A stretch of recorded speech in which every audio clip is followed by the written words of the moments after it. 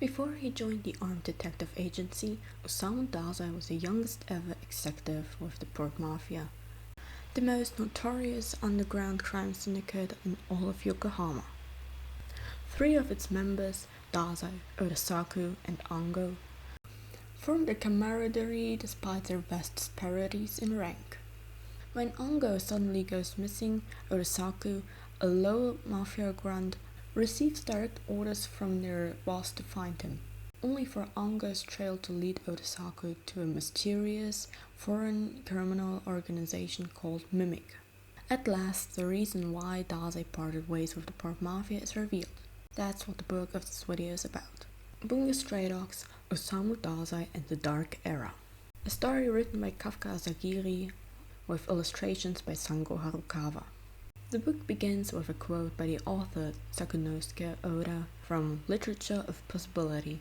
A few hours before writing this manuscript at an out-of-the-way lodging house in Ginza during my time in Tokyo, I was at a bar called Lupin with Osamu Dazai and Ango Sakaguchi.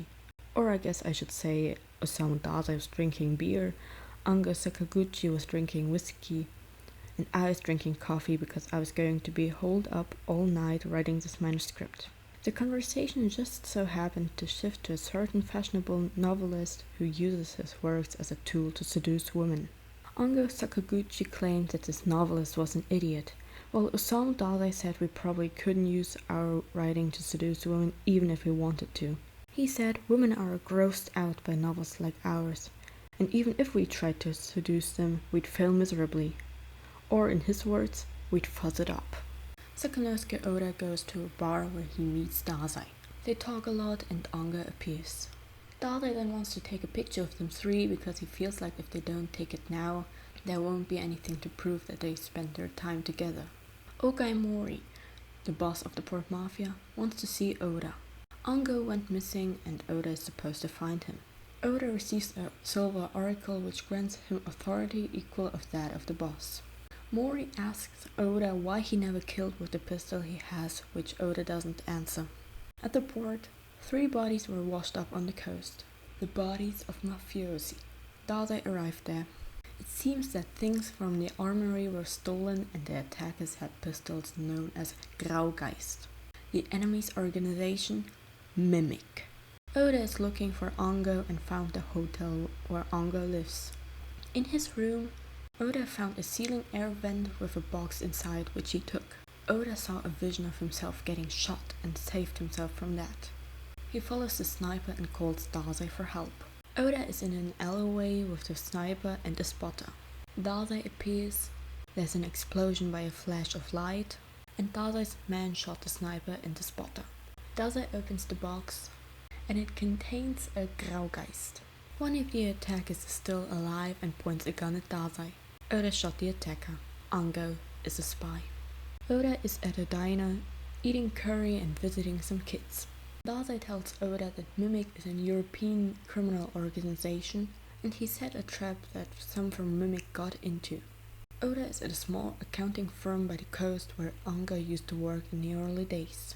It's the place where Oda, Ango and Dazai first met. Dazai is in the basement of the Mafia where there are Mimic soldiers that were killed by Akutagawa. Oda leaves the accounting firm and receives a call from Dazai who got a clue and needs Oda to go somewhere. He arrived at a building and Ango is there, tied to a chair. Oda frees Ango and they get out of the building.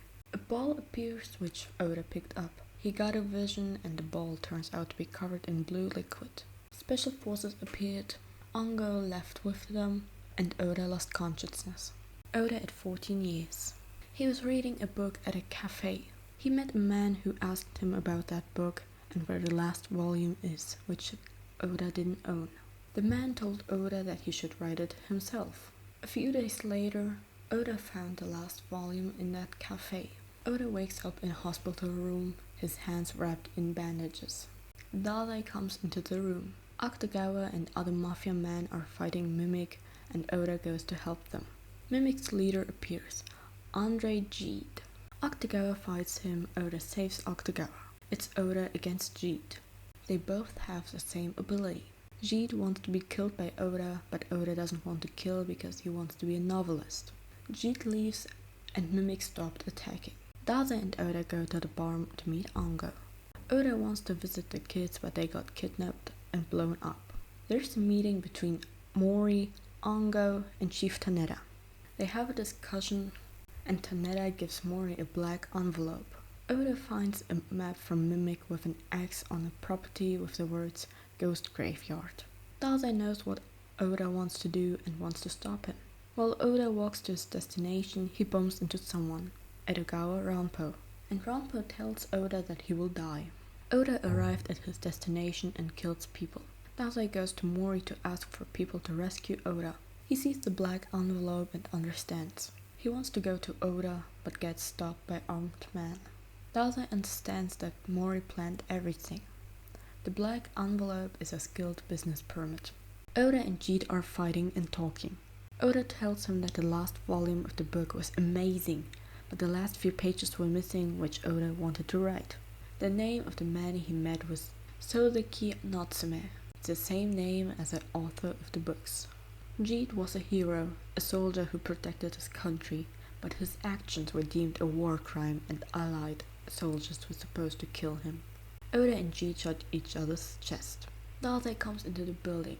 Oda tells Dazai to be on the side that saves people and dies. The city returns to normal. Ango looks at the photo they took. Akutagawa fights some Mimic stragglers. Dazai is at a cemetery and leaves the photo there. Mori leaves Dazai's executive spot open. Dazai meets Taneda and asks for a job where he can save people. That was the book. I have to say that while I love Bungo Stray Dogs, I personally didn't like this book as much as the first light novel. For this one, I actually prefer the anime adaptation. In the anime adaptation, they didn't do that many changes, at least not too many that I noticed. When I watched the anime episodes, I was actually close to crying when Oda died, and I hope that reading the book would maybe actually make me cry. But somehow the book didn't really make me emotional at all. There were some funny scenes, and I know that scene isn't funny, but I just had to laugh at how Oda screaming when the kids died was written. A little fun fact that was mentioned in the afterwords. The title of the book was inspired by Pablo Picasso's first work as a young man known as the Blue Period. This book is for the most part written in Oda's perspective. Personally, I think the book is well written, but for the emotional aspect, I prefer the anime episodes 1 to 4 of season 2. That was the video. I hope you enjoyed it. If you want to see more of this, maybe even specific books, then let me know in the comments. And hopefully we'll see each other in the next video. Bye bye!